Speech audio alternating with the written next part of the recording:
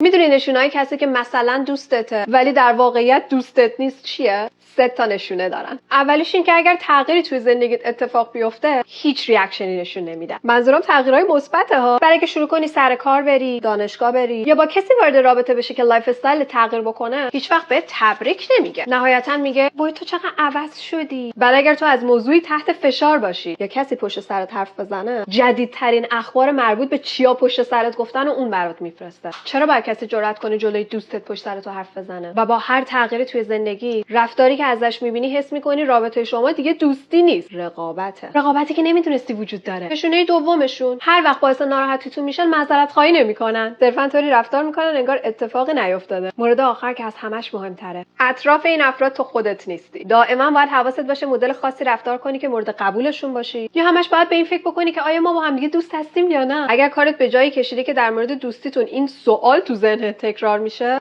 آیا ما با هم دوست هستیم یا نه؟ نه، شما با هم دوست نیستید. از ما گفتم بود. بای.